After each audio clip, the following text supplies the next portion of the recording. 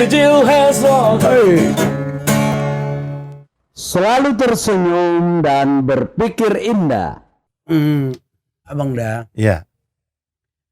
Tentu abang memonitor juga kondisi dunia seni budaya di Sumatera Utara. Iya. Nah, sebagai tokoh yang tampil dari bawah kita bang, abang menggeluti dunia seni, Teater, betul. sampai teater semua. Iya. Bahkan Saya sampai menamatkan S1 di USU itu, ya rumah saya yang utama itu ya Taman Budaya Sumatera Utara. betul. Tidur di sini, Iya, tiap hari kita begadang di sini sama Om Bahar. naik sepeda. Iya, naik sepeda. Jadi bang, ada yang tidak bisa saya lupakan. Iya. Naskahnya Anton Chekhov, Nyanyian Angsa. Nyanyian Angsa. Itu kan pemainnya 2 orang. Kita berdua. Abang tokoh utama, saya hanya menjadi peran pembantu. Iya. Jadi Itu naskah yang cukup panjang ya. Dan kita berdua dan alhamdulillah sempat mentasnya berturut-turut ya. Berturut-turut beberapa hari. Ya. Itu ngapalnya kita naik sepeda bang, saya di belakang, abang ngomong. Sehingga orang di kiri kanan lihat. Ini orang gila. Kalau mungkin abang masih ingat tuh, ada dialognya yang gimana? Yang kalau beberapa dialognya. Nah, kalau saya sih ingatnya yang dipanggil Jegorka, Petruska, di mana kau? Itu kan, Sandes ya, tokohnya Sandes. Oh, Sandes itu ini. Sumur tanpa dasar. Oh, Sumur tanpa dasar ya, bukan Nyanyian Angsa ya. Bukan Nyanyian Angsa. Kalau tokohnya Nyanyian Angsa? Siapa ya? Saya pun betul-betul lupa nih Om. Karena begitu banyak lakon, kemudian terjadi penurunan daya ingat. Ya. Karena dipakai paling tidak menghafal materi-materi kuliah. Kuliah sekarang iyalah. Nama-nama mahasiswa itu setiap semester berganti yang baru. Aduh. Jadi kadang-kadang sampai pengalaman-pengalaman, ingatan-ingatan masa lalu ya kawan-kawan. Kalau yang tidak betul-betul sangat berkesan seperti Om Bahar ini, kadang-kadang jumpa wajah ingat, nama lupa. Ya pernah kita kejadian ya. Proses apa nih? Faktor usia juga barangkali. Jadi berdoa kepada Allah supaya tetap diberikan kesehatan, ya terutama ya ingatan-ingatan yang baik inilah ya, menjaga tetap silaturahmi. Karena pikir orang sombong pula, Wak. Iya, betul. Padahal tak ada niat sama sekali gitu. Iya.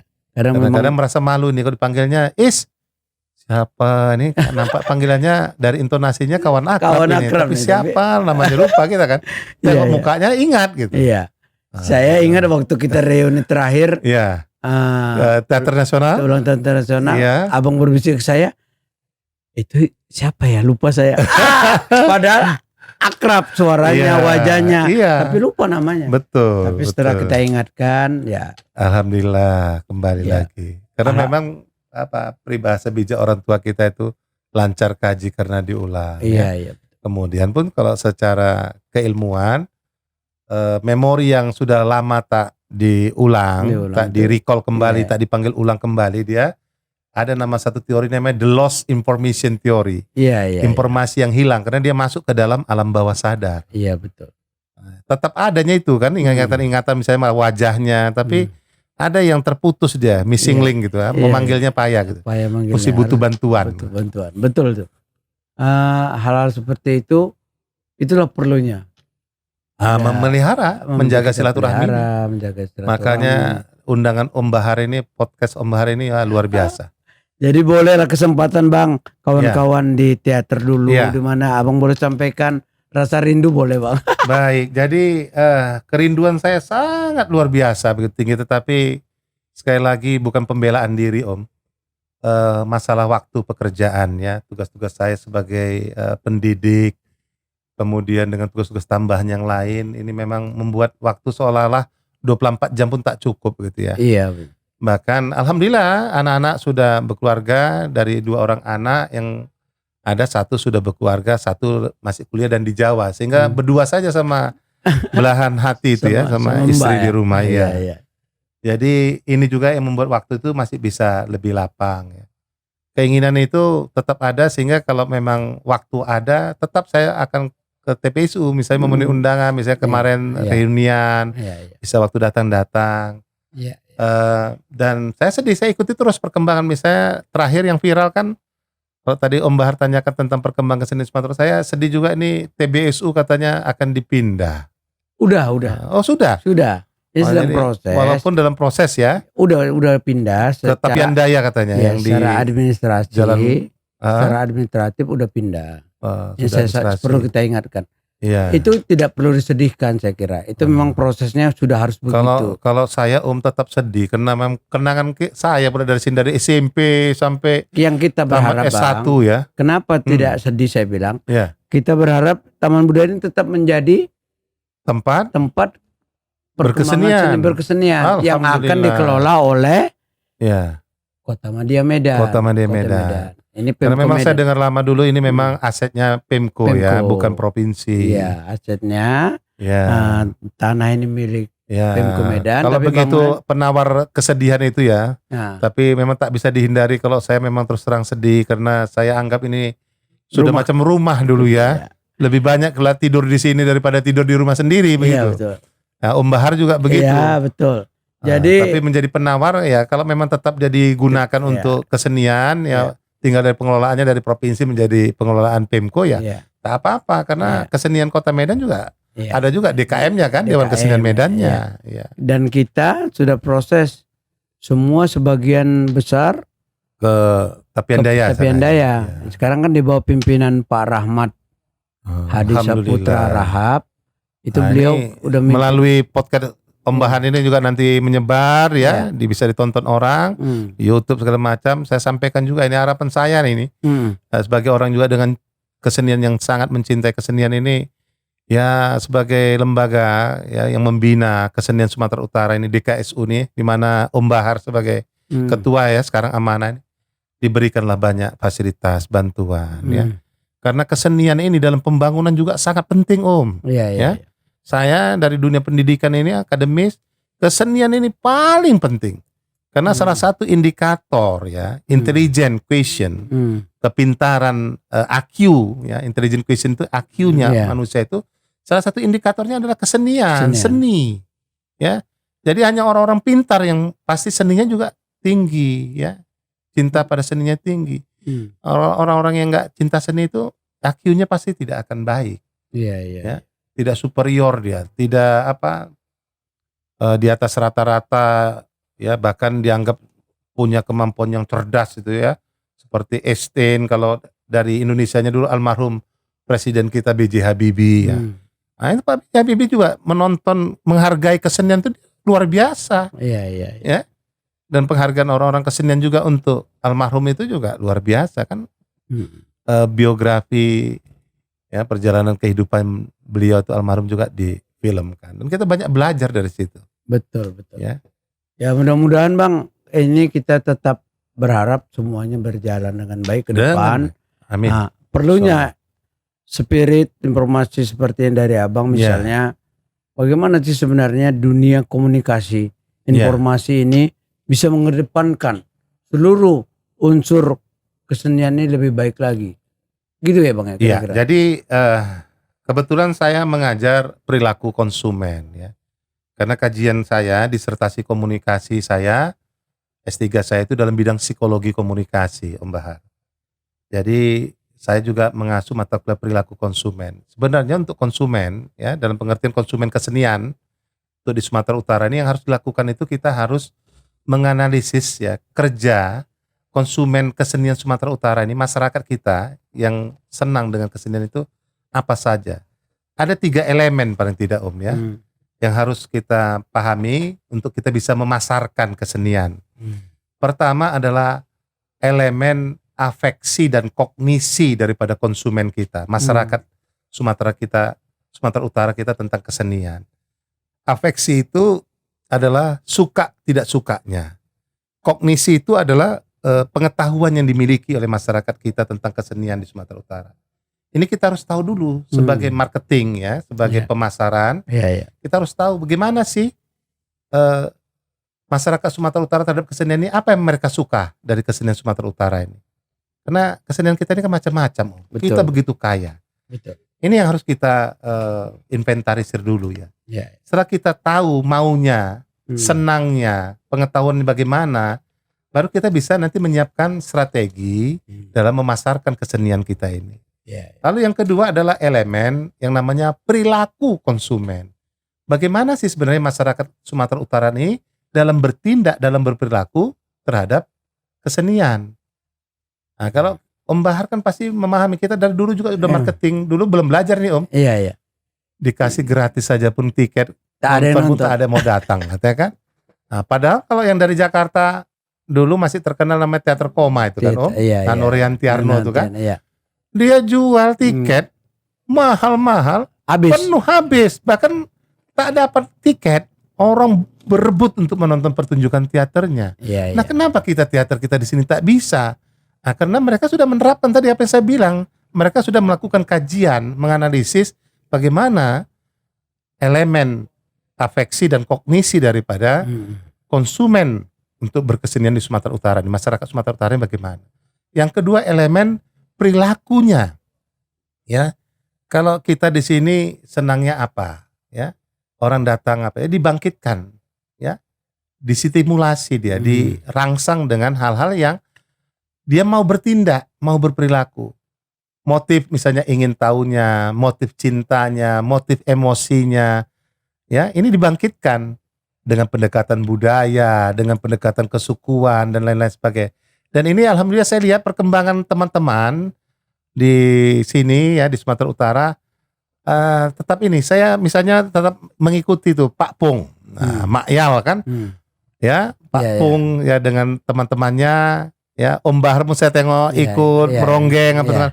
Nah ini ternyata bisa bangkit ini, dan sudah bertahan berapa tahun ini? Udah ulang tahun. Udah alhamdulillah kan sudah 2 tahun, dan selalu ramai saya lihat ya walaupun saya belum berkesempatan hadir, tapi saya lihat di melalui media, melalui Facebook, melalui Instagram, ini sudah ramai. Bahkan dari Jakarta orang-orang berkesenian itu pun berkesempatan datang menghadiri. Apalagi misalnya teater-teater yang sekarang sudah mulai dikemas ya. Kemarin saya lihat juga akan segera tayang teater Bang Idris Pasaribu. Wah, ini tentang Danau Toba. Ya. Dibikin apanya semacam playernya ini menarik. Begitu begini ini mengikuti perkembangan zaman karena perilaku masyarakat kita, anak-anak muda sekarang ini ya memang harus begitu. Kalau kita masih bikin lewat baliho itu nggak ditonton orang anak-anak muda ini lagi. Tapi kalau dia tertarik ya. Kemudian misalnya bekerja sama dengan provider-provider yang lain ya yang bisa menarik, ini bisa dikerjasamakan, disebarluaskan melalui penggunaan teknologi media sosial. Bahkan bisa dapat dukungan, dana, sponsor. Nah, ini yang terakhir apa elemennya? Lingkungan konsumen. Ini semua harus dipelajari. Nah, kalau perusahaan-perusahaan produsen yang besar ini, mereka bayar mahal nih surveyor untuk melihat ketiga elemen ini tadi supaya barang-barang yang mereka produksi itu nanti bisa dibeli sama konsumen. Karena mereka sudah tahu apa maunya konsumen. Nah, kita juga harus berpikir seperti itu. Kalau mau memasarkan kesenian Sumatera Utara ini. Baik, luar biasa.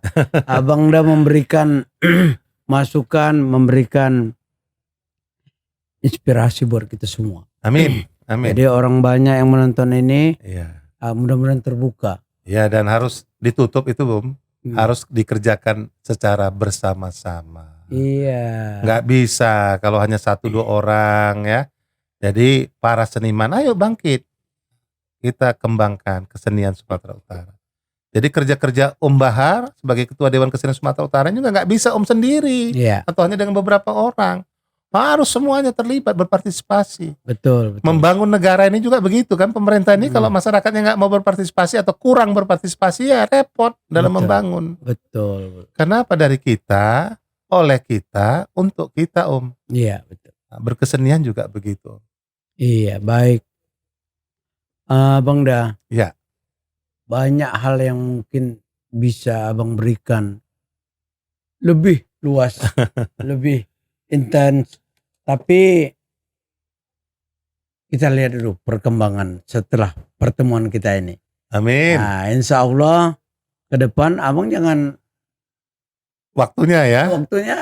Tetap, jika insya Allah ada waktu insya kita Allah. ngobrol kalau tetap, lagi. Ada waktu ya dan saya tetap sediakan selama tidak berbenturan dengan tugas-tugas. dan saya tetap memprioritaskan.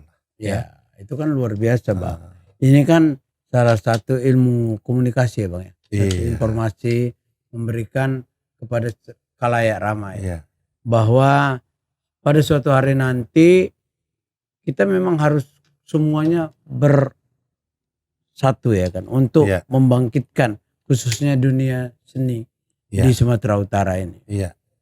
Untuk tips lain, Bang, sebelum kita tutup, Abang boleh sampaikan, silakan, Bang.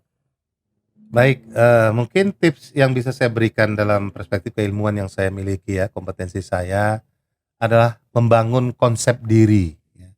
Apa itu konsep diri? Ya, bahasa Inggrisnya self concept ya.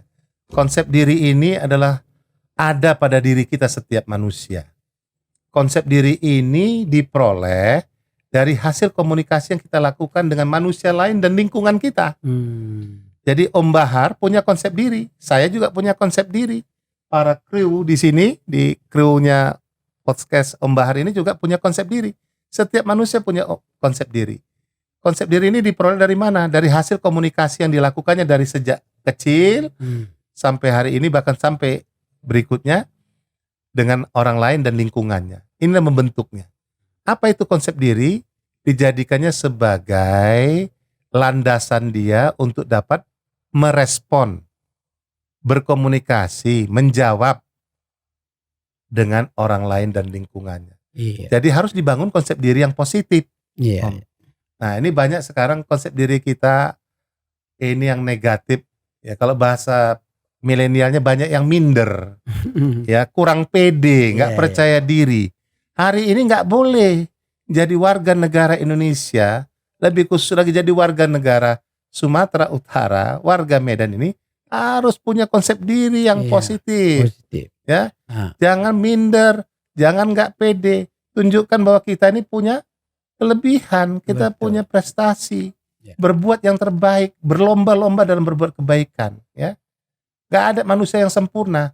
Kalau orang bisa, bangsa lain bisa, apa hebatnya dia dengan kita dan bangsa kita? Iya. Sama-sama manusia kok. Oh, betul. Ya, bahkan kalau kita lihat sejarah lalu, bangsa kita ini bangsa yang sudah keliling dunia. Iya. Nusantara itu luar biasa, masih dengan menggunakan perahu-perahu, ya kan? Pakai senjatanya keris, pedang, kita menguasai. Betul. PD-PD ya. Jadi kita syukur, Bang, kita punya konsep berpikir indah, Bang. Iya, berpikir indah itu termasuklah membangun konsep diri yang baik, Iya. positif. Itulah. Jadi caranya apa? Membangun silaturahmi ya. Jangan katak di bawah tempurung ya. Iya, iya. Kita ikuti perkembangan teknologi, belajar dari waktu belajar. Belajar itu nggak pernah membuat kita rugi, tapi justru membuat kita bertambah untung, bertambah kaya. Konsep diri kita pun semakin positif. Baik, terima kasih Abang Dahaji Iskandar Zulkarnain. Ini menjadi motivasi yang luar biasa. Amin, insyaallah. Mudah-mudahan kita semua menjadi lebih baik Ya. hari ini dari kemarin. Saya Besok juga tetap lebih- mempraktekkan itu. Jadi bukan Iya. berarti saya menyampaikan Om, lalu saya sudah mengamalkannya. Sampai hari ini pun saya tetap terus belajar. Dan saya tahu Memperbaiki itu konsep diri itu. luar biasa, Iya. Bang. Terima kasih atas kehadiran Abang. Ya. Sekali lagi kami ucapkan selamat Terima buat kasih. seluruh kepercayaan amanah yang diemban oleh Abang sekarang. Amin. Mudah-mudahan ke depan makin sukses. Iya. Kita akan melihat besok atau lusa Bang Iskandar itu menjadi tokoh sentral yang luar biasa di tingkat Amin. nasional. Amin. Amin. Itu yang bisa kita sampaikan, Mohon Bang. doanya. Mohon terus. Terima kasih.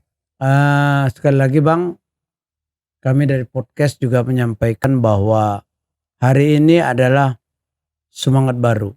Karena seorang pakar komunikasi sudah tampil dan memberikan pencerahan. Amin. Mudah-mudahan bermanfaat bagi kita dan bagi banyak Amin, orang. amin, amin Om. Iya. Dan doa saya juga podcast Om Bahar ini juga terus berkembang ya, Iya. menularkan, memvirusi yang positif ya, Iya. memberikan banyak kebermanfaatan bagi masyarakat melalui informasi yang dibagi. Iya. Ya, dengan mengundang berbagai tokoh-tokoh yang sudah tentu layak menjadi tauladan. Iya, iya. Ya, meniru, mencontoh yang baik itu saya pikir nggak salah. Ya, tapi Iya. kalau meniru mencontoh yang nggak baik, itu baru salah. Iya betul. Tapi kalau kita mencontoh, meniru, ya, kemudian kalau bisa kita kembangkan lagi menjadi lebih bermanfaat lagi, lebih baik lagi. Itu Iya. pahalanya luar biasa. Baik, terima kasih. Saya juga teringat bahwa Abang sudah memberikan dukungan moral luar biasa Iya. ketika saya ikut seleksi menjadi salah seorang PNS terbaik di PNS Polri. Oh, waktu Paris itu. Polda ya, dan di Polda. alhamdulillah ya. Ya, kita. Karena memang kerja Om Bahar tuh, ya ini bukan di depan Om Bahar. Ya, Ketika Om Bahar dulu menyampaikan begitu, saya bilang saya sangat mendukung karena saya juga melihat secara umum. Saya dengan Polri ini punya sejarah juga cukup panjang, Om. Beberapa riset kepolisian, ini langsung dari Kapolri. Ini saya pernah melakukan risetnya, saya ketua koordinator timnya. Jadi saya pernah meneliti untuk Polda tipe A, B, C ini se-Indonesia. Jadi analisis kerawanan gangguan Kaptipmas menghadapi era globalisasi. Iya, betul. Jadi itu dari Sekolah Pimpinan Polri, Sespimpol, Lembang. Ya, saya menjadi ketua researchernya, ketua penelitinya. Mencari figur Polri. Karena ada angkatan lain, misalnya polisi, itu belum nampak figurnya secara utuh. Kalau tentara punya, misalnya saya contohkan punya figur Ahmad Yani, ya, Jenderal Ahmad Yani. Kalau angkatan laut punya Yosudarso, ya kan, Laksmana. Waktu itu kita ditugaskan meneliti, cari figur Polri ini siapa gitu. Dulu kan ada Kapolri-Kapolri kita yang dianggap juga apa ya, Pak Ugeng, Pak Ugeng segala macam. Kita wawancarai dengan beberapa Pak Jamin dulu yang Awaludin Jamin. Jamin dan beberapa apa ya, tapi kita belum sepakat untuk memunculkan satu figur itu siapa Sampai hari ini. sampai hari ini. Oh gitu ya. Nah, jadi itulah beberapa hal yang pernah saya lakukan bekerja sama dengan Polri. Baik. Nah, terima kasih waktu itu. Sukses ya buat Om Bahar. Alhamdulillah ya.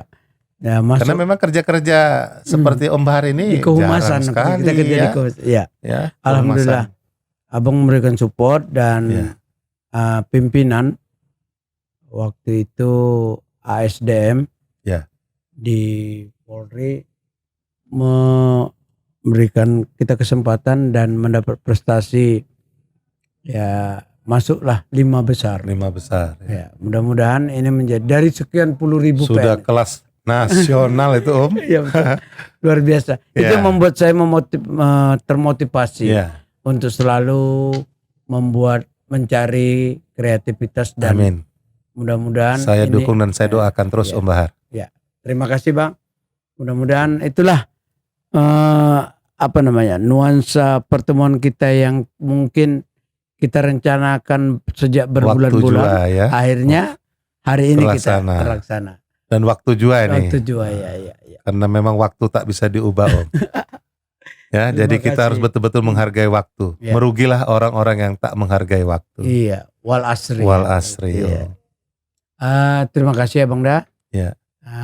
Salam kepada keluarga di rumah dan kepada teman-teman para pengajar, Baik. dosen, akademisi dimanapun saya sampaikan. dan seluruh mahasiswa. Baik, Mudah-mudahan terima kasih Om. Podcast kita ini mereka nonton nanti. Amin. Terima Nanti kasih. saya minta mereka juga untuk menonton podcast Om Bahar. Alhamdulillah. Ya, Terima baik, kasih. Om. Terima kasih. Ya. Baik, sahabat podcast Om Bahar, kita sudahi pertemuan kita dengan Dr. Andes Iskandar Zulkarnain MSI hari ini. Silahkan tulis di komentar siapa lagi tokoh-tokoh yang pantas kita undang untuk berbincang-bincang. Selalu tersenyum dan berpikir indah.